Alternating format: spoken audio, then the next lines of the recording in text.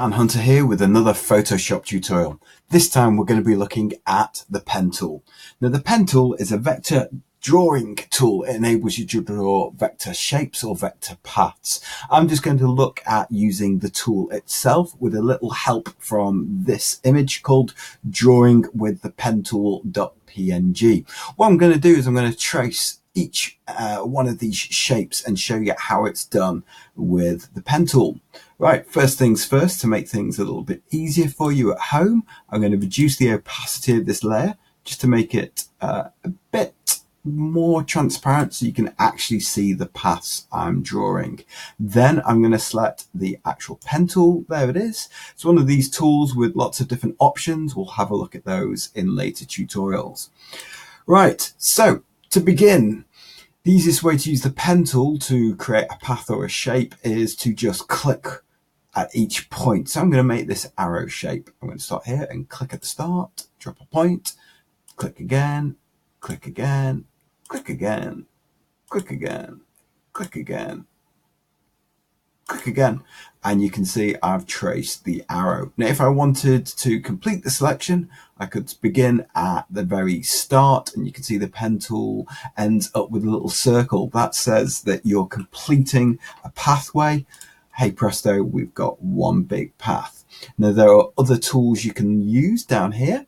This is called the path selection or the direct selection tool. Let's select the path selection tool.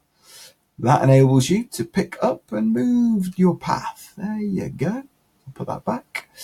The other option, direct selection tool, enables you to manipulate the actual points you've put down. So perhaps my points aren't that good. I can tidy it up. There we go, a bit better. Make these lines a bit straighter, like so. Now, whenever you draw a path, it appears in this path panel there. There I can see it's called work path. If I want to rename it, I just double click on it and I can call it arrow. If you can't find your path window, like that, so it's closed, you find it under window and paths. Normally it's locked up with the layer panel over here like so. There it is, hidden underneath it, and you can drag it out by moving your mouse pointer on it and clicking and dragging it over. Right, now it's a good idea when you're drawing multiple paths to have each one on a new path layer. So create new path, click there, got a new path. I'm going to trace this curve. The curves are a bit different. On the arrow, I just clicked at each point to make a straight line. For curves, you click and you drag, and you get these little handles. Now they determine which way the curve goes. So I'm saying that the curve is going to go upwards. I'm then going to start at this point here and click, and I'm still holding the left mouse button down. I'm going to drag downwards, and hey presto, I get a curve. Now it does take a bit of getting used to. Generally, to get a good curve, you want the grab handles to be roughly at the same height. There you go. Just going to click off that, and there's my path. Now again, I can go to the path selection tool, select the path. The handles aren't coming up because I've got the wrong selected. Direct selection. That should give me the handles, and I can go back and edit it. Perhaps I want it a bit bigger. Edit that one. Go to this one. Make that one a bit bigger. There you go. So you can fiddle around with it and get it roughly how you want it. Now I'm going to try this one. This one's a bit tricky. So a brand new path. There we go. Now, same process as before. I'm going to click and drag. This time I want the path to go downwards. There you go. Here, I want the path to go back up. There you go, it's not bad. And then here, I'm going to want the path to come back down. There you go. Just going to click off it here. And there it is. So I'll perhaps name that one the S path. Again, to make sure I get the lineup that I want to, I can use either the path selection or the direct selection tool. Path selection will enable me to move the path around, and the direct selection will enable me to move the points around. Let's see, there we go. Okay, if we thought that was easy, let's try this one, the wave. So I'm going to create a new path. Let's call it waves.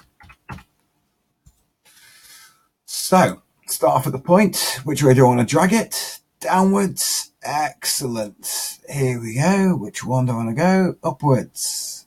Now the problem is that my next line will go upwards because this handle is going upwards. So what I do is I want to make it change direction. I hold down the Alt key. Look, it's leaving that handle there all alone. See, that's fine. But I can control this one. This is directing where the next path goes. I want the path to go down here.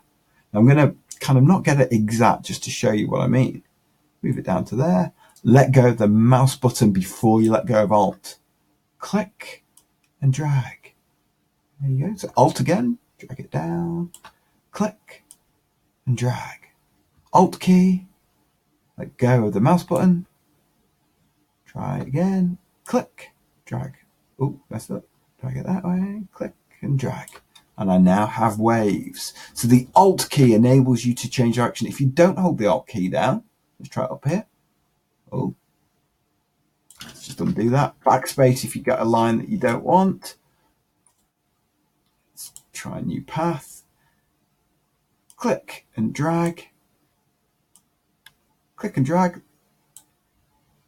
See, I'm getting the S. I need to hold the Alt key down.